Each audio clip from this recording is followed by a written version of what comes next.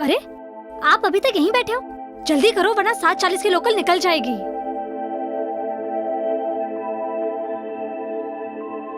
क्या हुआ? सुबह सुबह इतने परेशान क्यों लग रहे हो? आप ये क्या कर रहे हैं? मंजू, मुझे लगता है कि हमने जरूरत से ज्यादा पैर पसार लिए।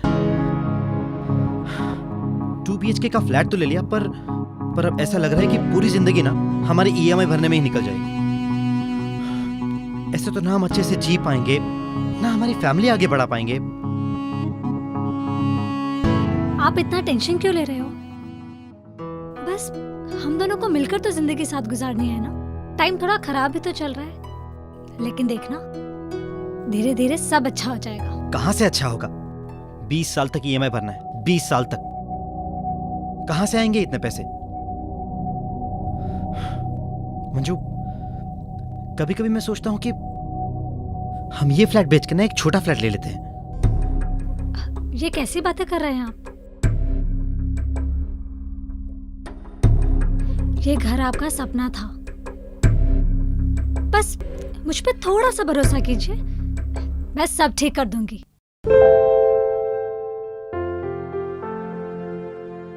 अब चलिए भी, लेट हो रहा है, जल्दी करो वरना ट्रेन छूट जाएगी। चलो bye bye bye.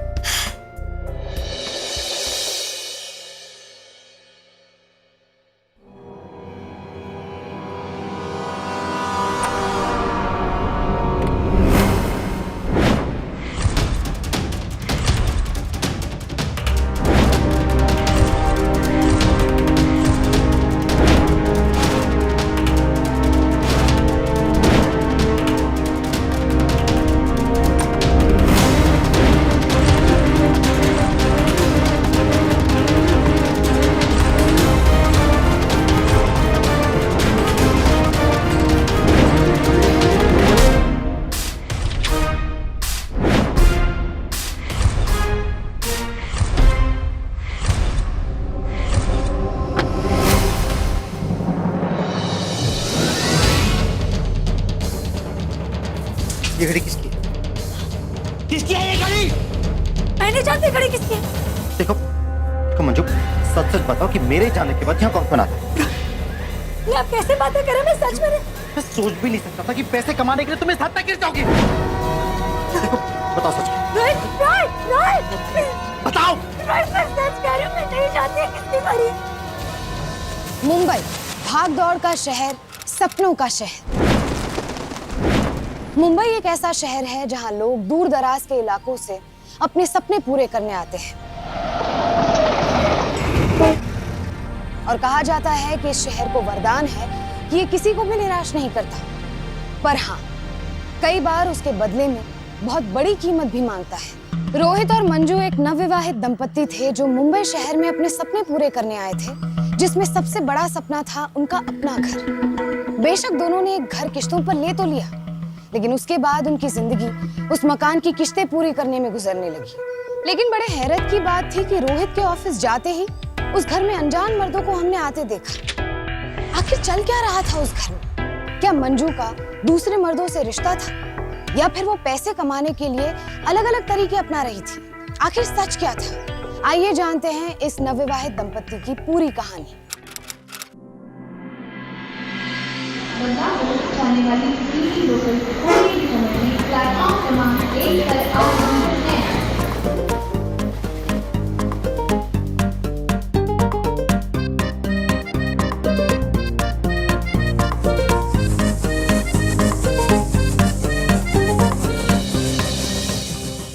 Thank you दीदी, आज तो आपने बचा ही लिया, वरना आज ट्रेन भी छूटती और मेरी नौकरी भी जाती। अरे तुम चिंता मत करो, इतनी जल्दी मैं तुम्हें गिरने नहीं दूंगी, विश्वास रखो मुझ पे।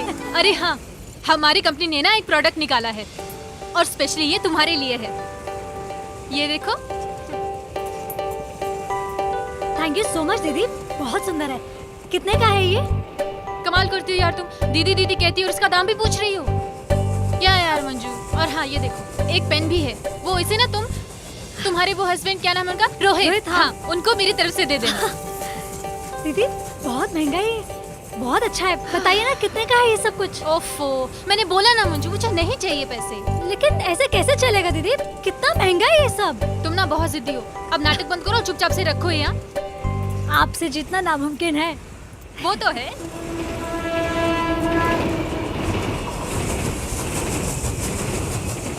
वैसे मैं भी आपके लिए कुछ लेकर आई हूँ। अच्छा, आपकी फेवरेट गट्टे की सब्जी। अरे वाह यार मंजू, तुम कैसे कर लेती हो यार इतना कुछ। तुम घर भी संभाल लेती हो, खाना भी बना लेती हो। खूबसूरती है, जवानी है। दीदी आप भी ना। और सबसे बड़ी बात, तुम ना मेरी तरह खुश रहा करो और सारा दिन घर पे रहा करो। दीदी चाहती तो मैं भी हूँ, लेकिन आप तो जानते हैं कि रोहित को घर की किस्तें चुकानी पड़ती हैं और अकेले बहुत मुश्किल हो जाता है, इसलिए मैं भी छोटी मोटी नौकरी करके उसकी हेल्प कर देती हूँ। लेकिन हाँ, हर किसी की किस्मत आपके जैसी कहाँ। कोई आगे पीछे बोलने वाला नहीं। जब मन चाह ऑफिस चले गए, जब मन चाह घर से ऑपरेट कर लिया। बच्चू, किस्मत ना बनाने से बनती है, सोच बड़ी रखो फिर सब कुछ मिल जाता है। हाँ पर वो तुम भी- चिंता मत करो, मैं तुम्हारे लिए कुछ ना कुछ कर ही लूंगी। मुझे ना तुम थोड़ा सा वक्त दे दो, इस प्रॉब्लम को सॉल्व मैं कर दूंगी। थैंक यू सो मच दीदी। वेलकम। दीदी लगता है मेरा सेशन आ गया। हाँ, मैं जाती हूँ। Okay okay bye. बाय, ध्यान से जाना। हाँ बाय। बाय।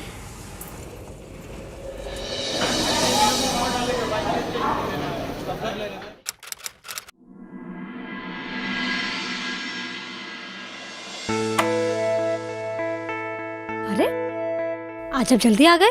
हाँ वो आज मैं जरा फील्ड वर्क पे था। अरे वाह, आप बैठो, मैं खाना बना के लाती हूँ। मंजू, तुम्हारी एक क्लिप बड़ी प्यारी लग रही है, नहीं ली क्या? अरे नहीं, वो विभा दीदी है ना, उन्होंने दिया। एक मिनट, उन्होंने आपके लिए भी कुछ दिया है, ये देखिए। अच्छा है ना पेन? और पता है दोनों के पैसे भी नहीं लिए। इतनी महंगी चीज फ्री में दे दी, पर पैसे क्यों नहीं दिए? मंजू, मुझे लगता है कि इसे कुछ ना कुछ तो मतलब है तुमसे। आप ना रहने दो, कोई आपके लिए कुछ करता है तो कोई मतलब होगा।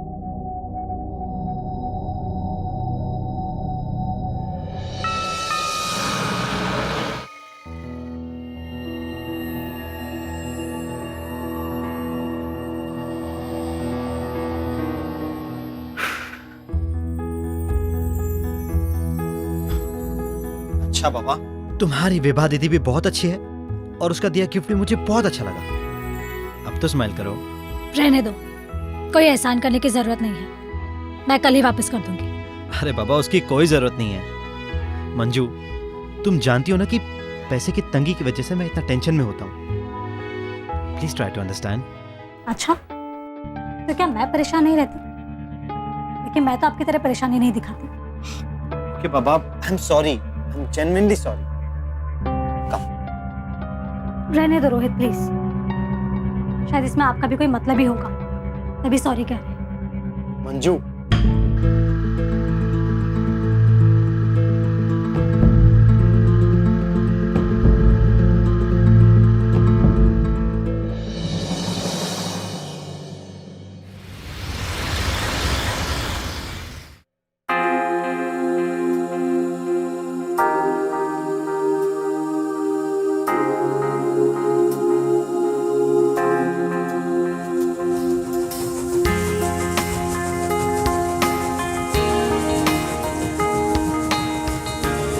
हेलो विभा दीदी।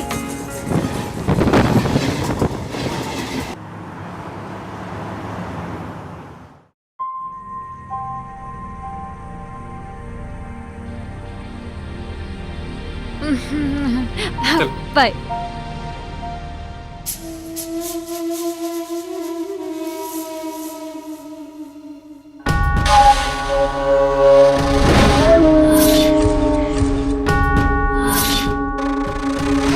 दीदी आप यहाँ।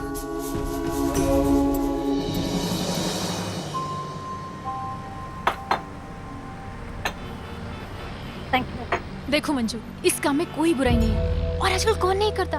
और फिर घर के खर्चे उठाना, EMIs भरना, और वो भी आजकल की महंगाई में, कोई आसान बात है क्या? पर दीदी मैं ये रिस्क कैसे ले सकती हूँ? मुझे बहुत डर लग रहा है। तुम घबराती क्यों हो? अरे मैं हूँ ना, मैं सब संभाल लूंगी। और तुम ज्यादा सोचो मत, इस लाइन में बहुत पैसा है। तुम्हारे चेहरे पे खुशी आएगी तो रोहित भी तो मुस्कुराएगा। हाँ? और मैंने तुमसे कहा ना, मैं तुम्हें गिरने नहीं दूंगी।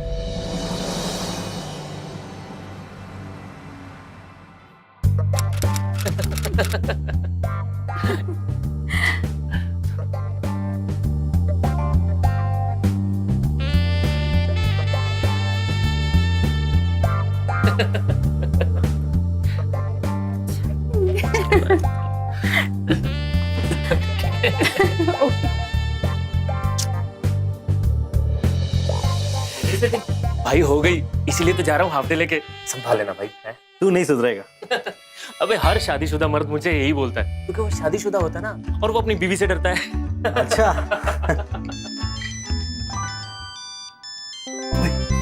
लो आ गया भाभी जी का फोन। हेलो, कहाँ हो? ऑफिस से निकले कि नहीं? आते हो सब्जी लेके आना। अच्छा खाने में क्या बनाऊं? भाई एक बात सुन। भाभी को ना एक बार मेरे से मिलवा दे, तेरी सारी शिकायतें दूर कर दूंगा मैं। तू जैसे कमीने से ना उससे कभी ना मिलो। हाफ डे लिए जा प्लीज। संभाल लेना। जा बाबा जा। अब हेलो हेलो रोहित, मंजू, कल रात के लिए I am really very sorry. Even I am sorry. अच्छा लिसन ना, हाँ बोलो ना। वो विभा दीदी है ना, वो एक प्रॉब्लम में है। वो जिस घर में रहती थी उनको वहाँ से निकाल दिया, और वो पूरे बैग ये सब लेकर बाहर रेस्टोरेंट में थी। उनके पास कोई जगह ही नहीं है जाने के लिए। तो मैं सोच रही थी कि हमें उनकी मदद करनी चाहिए, तो वो हमारे घर। ठीक। Thank you so much. Bye.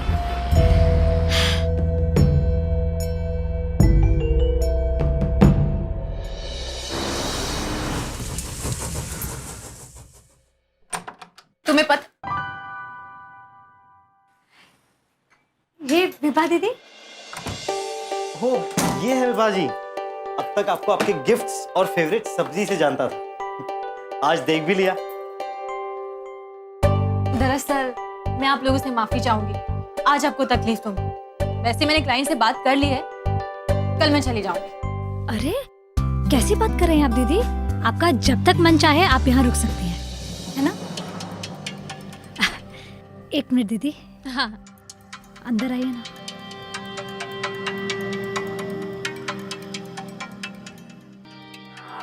देखिए मैं क्या सोच रही थी कि फिर हम दूसरा वाला कमरा विभा दीदी को किराए पर दे दें। वो 10,000 रुपए किराया देने को भी तैयार है, और तो और ये भी कह रही थी अगर मैं उनका पार्ट टाइम जॉब में हाथ बटाऊं तो मुझे कमीशन बेसिस पर। मंजू, ये किन चक्कर में पड़ रही हो तुम? बिल्कुल टेंशन मत लो, मैं हूं ना, मैं सब मैनेज कर लूंगा। क्या मैं कुछ नहीं कर सकती इस घर के लिए? रोहित प्लीज, सिर्फ 6 महीने की बात है। 6 महीने मुझे काम करने दीजिए, तब तक आप कुछ मत बोलिएगा। और अगर 6 महीने में कुछ नहीं कर पाई तो फिर बोलना। मैंने सोसाइटी में भी बात कर ली है, हम उनसे कहेंगे कि हमारी बड़ी दीदी साथ में रहने आई है। प्लीज मेरी भी तो ख्वाहिशें हैं, पूरी करने दीजिए। अच्छा ठीक है, अब जब तुमने सब कुछ डिसाइड कर ही लिया है तो मैं क्या कहूँ, जैसा ठीक लगे वैसा करो। Thank you so much. I love you Rohit. Mumbai जैसे बड़े शहर में हम अक्सर देखते हैं कि नवविवाहित दंपति के खर्चे काबू के बाहर हो जाते हैं। ऐसा ही कुछ हाल रोहित और मंजू का भी था।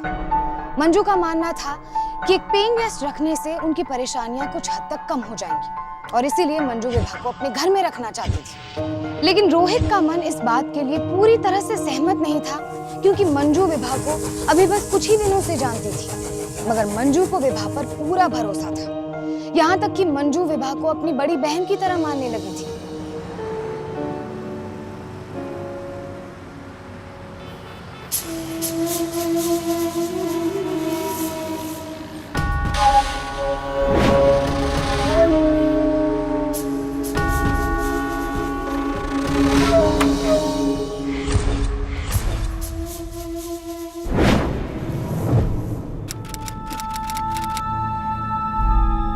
दीदी, आप यहाँ क्यों खड़े हो?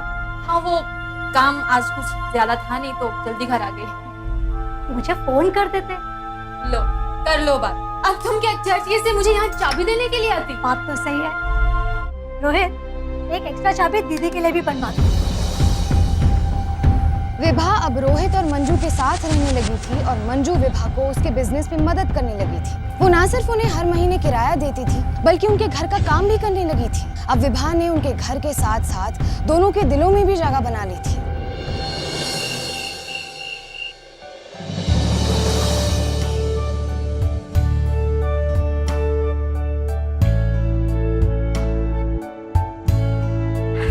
क्या बात है, आज तुम बहुत खुश लग रही हो। हाँ, जब से विभा दीदी आई है तब से हमारे घर में खुशियां ही खुशियां आ गई है ना। ये देखो मैं आपके लिए क्या लाई हूँ। मंजू, ये तो बहुत महंगी लग रही है। इतनी महंगी घड़ी कहाँ से लाए तुम? आप भी ना। विभा दीदी का डिपॉजिट, उन्होंने जो किराया दिया था और फिर पार्ट टाइम जॉब करके भी तो मैंने पैसे कमाए हैं। रोहित, मैं सोच रही हूँ कि दीदी के इस पार्ट टाइम जॉब में ज्यादा इंटरेस्ट दिखाऊं ताकि ज्यादा पैसे कमा सकूं। मंजू, मुझे तो समझ में नहीं आ रहा कि तुम ऐसा कौन सा जॉब कर रही हो जिसमें तुम्हें इतनी जल्दी तरक्की मिल रही है। रिटेलिंग का काम कर रही हूँ रोहित। आप एक बार फिर से मेरी कैपेबिलिटीज पर शक कर रहे हैं ना? नहीं, नहीं, इट्स ओके। आपको घड़ी नहीं रखनी तो मत रखिए। कोई बात नहीं। मैं सिर्फ पूछ रहा था। अच्छा बाबा, रख रहा हूं मैं घड़ी। मंजू,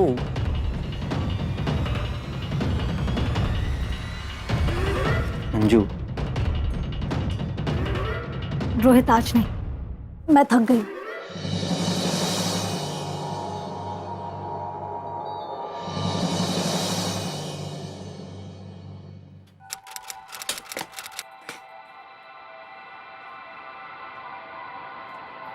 अरे रोहित, तुम अपना टिफिन क्यों तैयार कर रहे हो?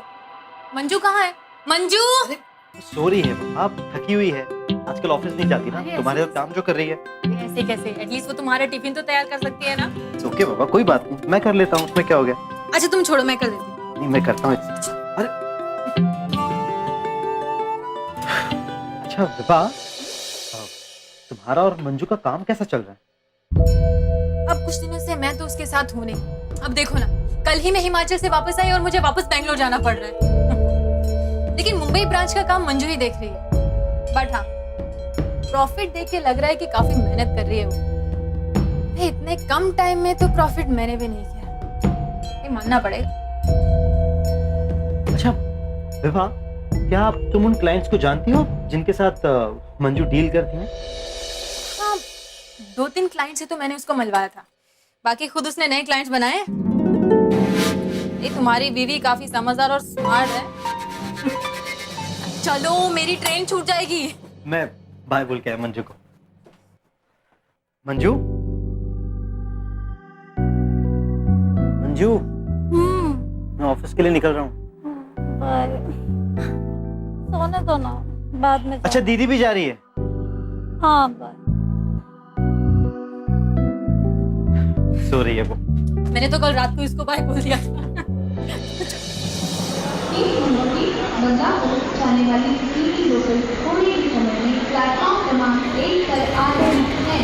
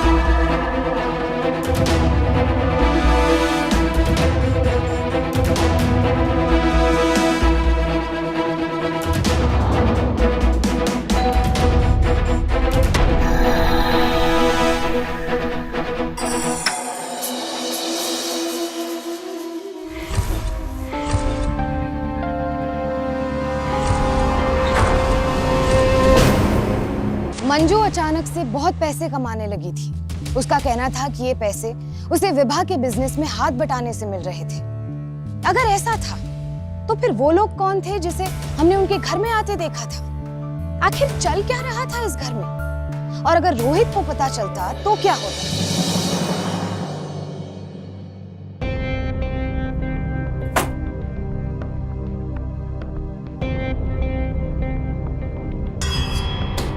क्या हुआ प्रदीप, तुम्हारे चेहरे पे 12 क्यों बजे हुए हैं? अबे पूछ मत यार, कल आलिया के साथ होटल गया था, पुलिस की रेड पड़ गई वहां पे, पूरे 10,000 रुपए देके छूटा हूं। और वो आलिया, वो तो ऐसे गायब हुई जैसे गधे के सर से सींग। तो अब सब बंद? नहीं भाई, सिर्फ होटल बंद। अबे एक नया अड्डा ढूंढा है, जिस एरिया में तू रहता ना वहीं पे। अबे वो तो घर में औरतें सप्लाई करते हैं, डेस्परेट शादीशुदा औरतें। क्या बकवास कर रहे हैं? हम जिस एरिया में रहते हैं ना, वहाँ सिर्फ सीधे साधे और शरीफ लोग रहते हैं, समझा? अबे रहते होंगे यार, मैं भाई ये थोड़ी बोल रहा हूँ कि जिस एरिया में तू रहता है वहीं पे तेरे आसपास की सोसाइटी में रहती होंगी। और ये जो ऐसी औरतें होती है ना भाई, बहुत पैसा कमाती हैं कसम से। तो एक बात बता, जरा दिमाग पे जोर लगा, सोच कि घर में एक आदमी कमाने वाला है, लेकिन घर में जरूरत की हर चीज मौजूद है। टीवी भी है, फ्रिज भी है, वॉशिंग मशीन भी है, एसी भी है। वो सब कहां से आता है? ऐसे ही आता है भाई, ऐसे ही पैसे कमाती है ये। और मैंने तो एक भाभी ढूंढ भी ली है तेरे एरिया में। जा रहा हूं आज, मस्त है।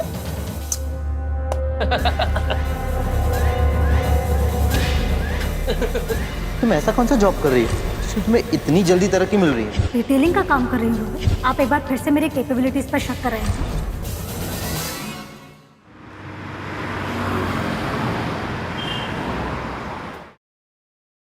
हेलो, हाँ भाभी, पहुंच गया हूँ मैं।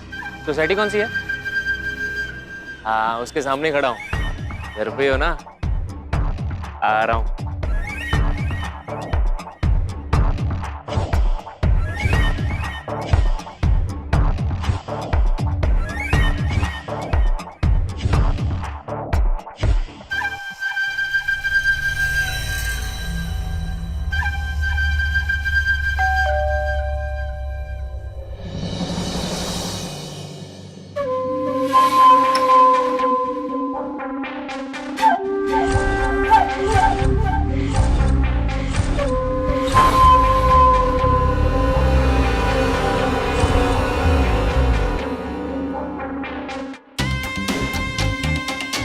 अपना एक उसूल है, पहले पैसे बाकी सब बात। अच्छा ये बताओ, वॉशरूम का थोड़ा फ्रेश तो हो जाऊं? Coming.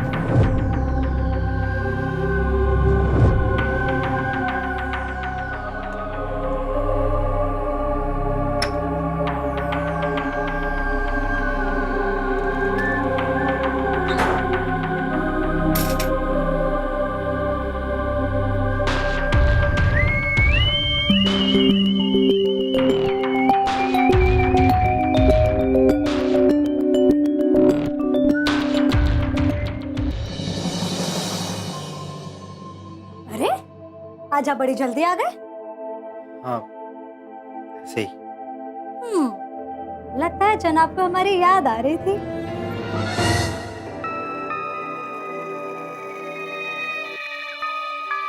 क्या हुआ? आपका मूड क्यों खराब है? किसी ने कुछ कहा क्या आपसे ऑफिस में? मंजू, मुझे लगता है कि हमें जल्द से जल्द ये घर छोड़ देना चाहिए।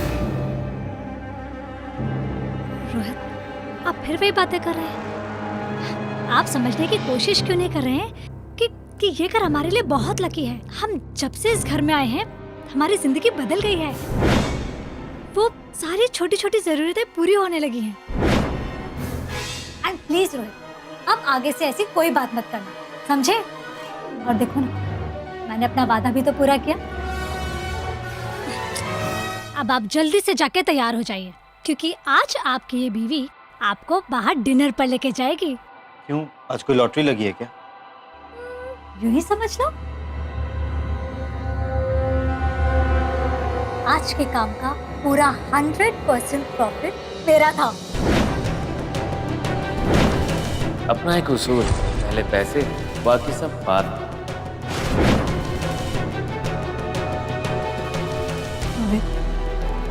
मैं जो कुछ भी कर रही हूँ सिर्फ आपके चेहरे पर मुस्कुराहट देखने के लिए कर रही हूँ, समझे? अब देखते ही रहोगे, जाके तैयार भी होगे।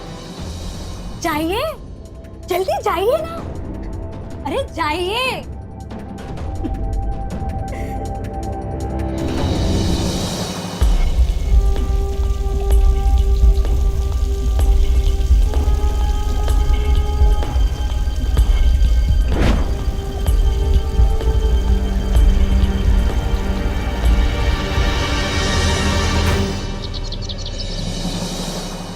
हेलो, हाँ जी भाभी जी, कैसी हैं आप? हैं? हम तो भाई आपको बड़ा मिस कर रहे हैं। अच्छा सुनो ना, मेरी घड़ी आपके घर पे रह गई है। हाँ, बाथरूम में।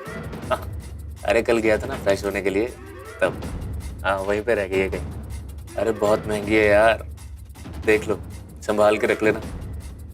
शाम को आऊँगा घड़ी लेने के लिए। Miss you. ओह, आप भी मिस कर रही हैं? अच्छा बाय। हाय। अब क्या कांड कर दिया तूने? अरे कुछ नहीं यार, वो कल गया था ना तेरे एरिया में, तो मेरी घड़ी रह गई है बाथरूम में। बहुत महंगी है यार। ओए सुन, तू भी तो उसी साइड रहता ना, मेरी घड़ी ले आएगा प्लीज? तुझे एड्रेस दे दूंगा। पागल हो गया है तू? मैं क्यों जाऊंगा वहां पे?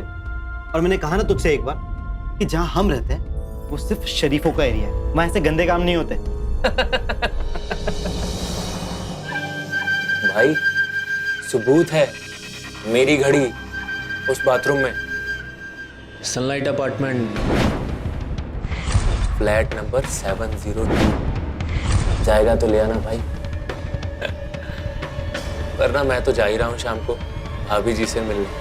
क्या मस्त भाभी है यार। मैं जो कुछ भी कर रही हूँ सिर्फ आपके चेहरे पर मुस्कुराहट देखने के लिए कर रहा हूँ। आज के काम का पूरा 100% प्रॉफिट मेरा था। ये घर हमारे लिए बहुत लकी है। हम जब से इस घर में आए हैं हमारी जिंदगी बदल गई है।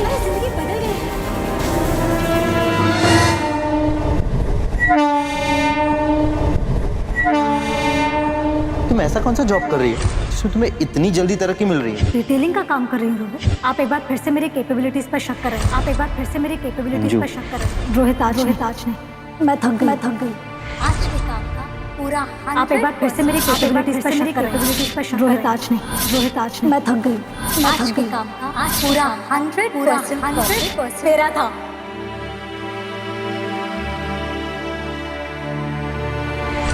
क्या मस्त भाभी है यार।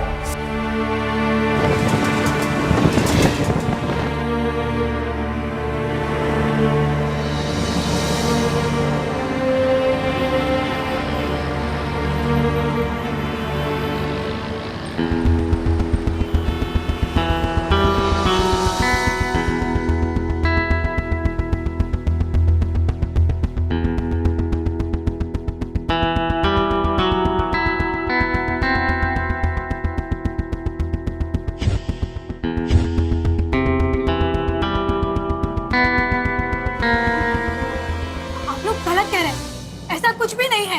ऐसा कैसा कुछ नहीं, सोसाइटी से कंप्लेंट है हम लोग को। लेकिन मेरी बात का विश्वास कीजिए, क्या कोई आता जाता नहीं है। कब से चल रहा है सब? आप लोग मुझ पर गलत इल्जाम लगा रहे हैं। मुझे मेरे पति को फोन करने दीजिए। कब से चल रहा है सब? और कौन कौन है तेरे साथ? प्लीज देखिए, जैसा आप लोग सोचते हैं ऐसा कुछ भी नहीं है। रोहित, क्या हुआ? रोहित, देखो ना ये लोग क्या कह रहे हैं, कुछ भी गलत गलत बोल रहे हैं और आपको फोन भी नहीं करने दिया इन्होंने। बेटे, आपकी बीबी आपके घर से प्रोस्टिट्यूशन का धंधा चलाती है। नहीं नहीं रोहित, ऐसा कुछ भी नहीं है, ये सब गलत है। सोसाइटी से कंप्लेंट मेरा नहीं यकीन आया करो, मेरा यकीन करो। रोहित, आप कुछ बोलते क्यों नहीं?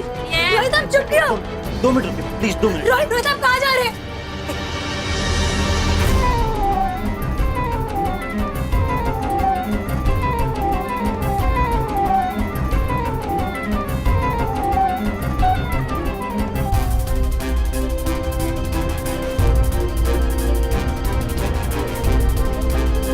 सबूत है मेरी घड़ी उस बाथरूम में।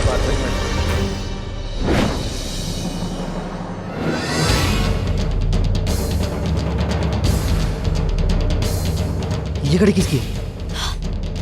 किसकी है ये घड़ी? मैं नहीं जानती घड़ी किसकी है। देखो मंजू, सच सच बताओ कि मेरे जाने के बाद यहाँ कौन कौन आता है? रोहित, ये आप कैसे बातें कर रहे हैं? मैं सच में मैं सोच भी नहीं सकता था कि पैसे कमाने के लिए तुम इस हद तक गिर जाओगी। देखो बताओ सच क्या है? रोहित, रोहित, रोहित, बताओ सच क्या है? बताओ। रोहित, मैं सच कह रही हूँ, मैं नहीं जानती हूँ किसकी घड़ी है। झूठी हो, एक नंबर की झूठी हो। क्या है ये? रोहित, रोहित, रोहित, चलिए मैडम।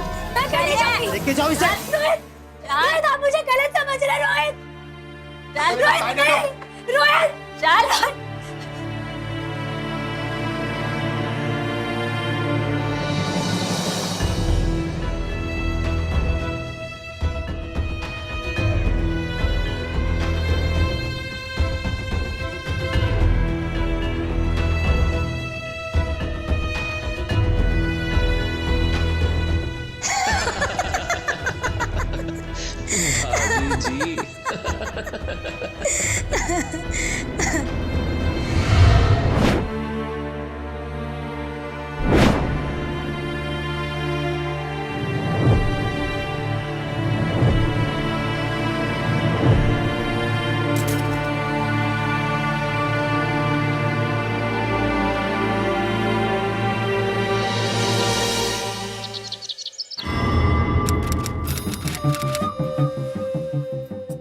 यार ये भाभी फोन क्यों नहीं उठा रही है?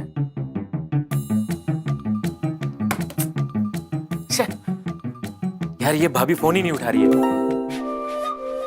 वो उठाएगी भी नहीं। क्यों? घड़ी मिली? नहीं यार। यही है ना? अरे अबे ये तो मेरी घड़ी है। थैंक्स यार, तूने एकदम यारों वाला काम किया।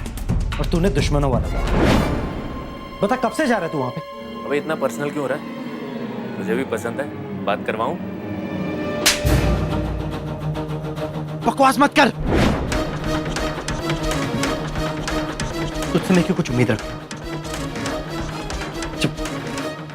जब अपना ही सिक्का खोटा निकला।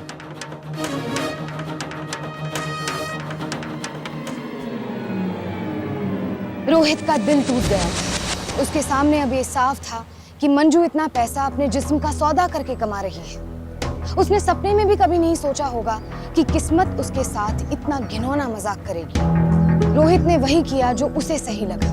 उसने अपनी पत्नी को पुलिस के हवाले कर दिया। उस वक्त रोहित बहुत गुस्से में था और उसे कुछ समझ में नहीं आ रहा था। उसने प्रदीप को कुछ नहीं कहा क्योंकि उसे गलती सिर्फ मंजू की ही दिखाई दे रही थी। लेकिन जो दिख रहा था, क्या सच वही था या कोई बात अब भी छिपी हुई थी?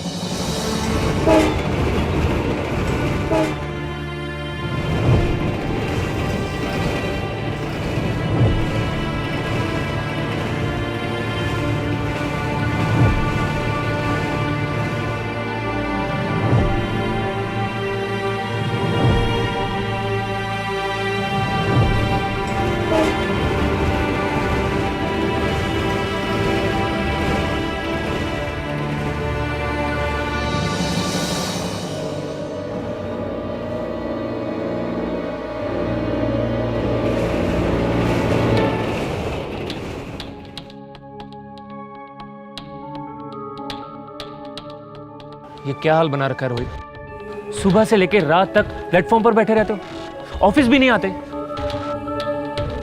देख भाई, मैं जानता हूं कि मैं बुरा आदमी हूं, बहुत बुरा। और सच में मुझे नहीं पता था यार कि वो तेरा घर है और वो भाभी तेरी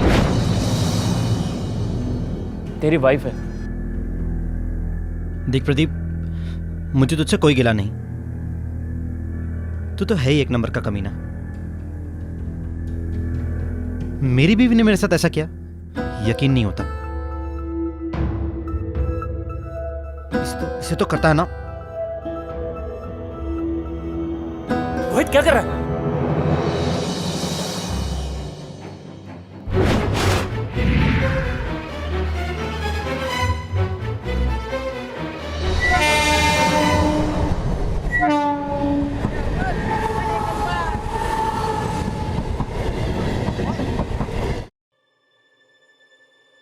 भाई सुन, डर तो नहीं लग रहा ना? यार इतना कुछ हो गया ना लाइफ में कि अब किससे डर नहीं लगता। तू टेंशन ना ले, तू यहीं चुप के खड़ा रह, मैं अंदर जा रहा हूँ, ठीक है?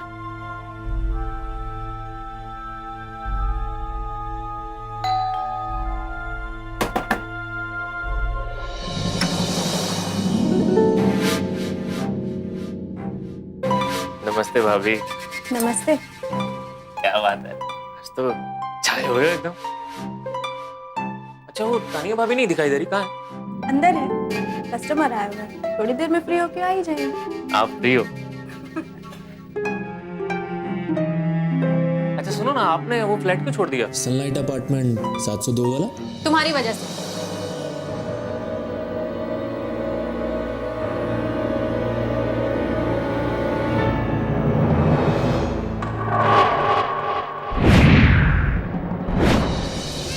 जिस दिन तुम घर पे आए थे ना, उस दिन अपनी घड़ी वहीं पे भूल के आ गए थे। पता नहीं कैसे पुलिस उस दिन आ गई थी और वो घड़ी रोहित के हाथ लग गई थी। अगर रोहित को सब कुछ मालूम नहीं होता ना, तो वो किसी भी हालत में मंजू को बचा ही लेता था। लेकिन पता नहीं कैसे उसे पता चल गया और वो दोनों वहां से शिफ्ट हो गए। अच्छा छोड़ो ना, सुनो ना भाभी, मेरा एक दोस्त आया, बुलाऊं क्या उसको? बुला ले। अच्छा सुन, भरोसे लायक है कि नहीं? अरे भाभी मेरा दोस्त है और मैंने आपकी इतनी तारीफ की है ना उसके सामने कि वो उतावला हुआ जा रहा है आपसे मिलने के लिए। अच्छा, ऐसी क्या तारीफ कर दी तूने? इसने बताया कि ये मेरे घर जाता था तुमसे मिलने, और तुम तानिया भाभी बन के मिलती थी, वो भी मेरे घर पे। तुम जैसी औरत की वजह से मैंने अपनी बीवी पे भरोसा नहीं किया।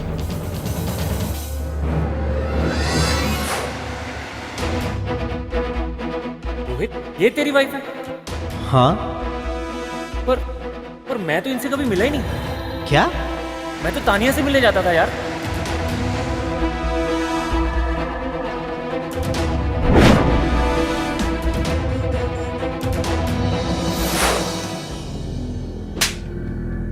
तू बोलेगी या इस डंडे का इस्तेमाल करो? बताती हूँ। मैं लोकल ट्रेन्स में ट्रेवल करती थी। आजकल पुलिस की रेट ज्यादा बढ़ गई है ना होटल्स में, तो मैं भोली भाली हाउस वाइफ को फंसाने लगी थी। मैं किसी भी तरह उनसे दोस्ती करके उनके घर में पनाह ले लेती थी। क्या बताऊँ यार मंजू, सुबह सुबह ना मकान मालिक से बहुत मच होती। क्या है ना, मैं अपना सारा काम घर से ऑपरेट करती हूँ। अब काम घर से ऑपरेट करूंगी तो कस्टमर भी घर पे आएंगे ना। बोलता है सोसाइटी ऑपरेट करती हूँ। मैंने भी अपना सामान लिया और घर छोड़ दिया। आप मेरे साथ मेरे घर चलेंगे।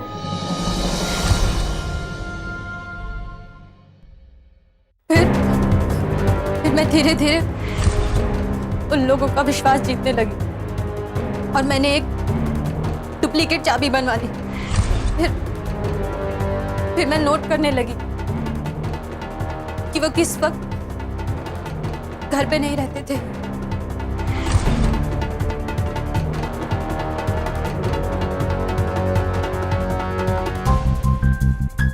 फिर मैंने बैंगलोर जाने का बहाना किया। कल ही मैं हिमाचल से वापस आई और मुझे वापस बैंगलोर जाना पड़ रहा है। अभी मंजू के घर से ही सब ऑपरेट करने लगी।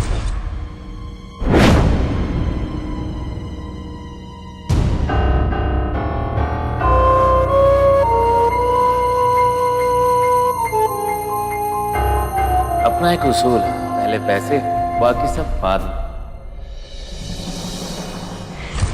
मैंने तुम्हें बहन माना और तुमने क्यों किया? तुमने ये सब मेरे साथ? बोलो, तुमने क्यों किया ये सब मेरे साथ? बस ले चल इसको, अभी और पूछताछ करनी बाकी है। चल।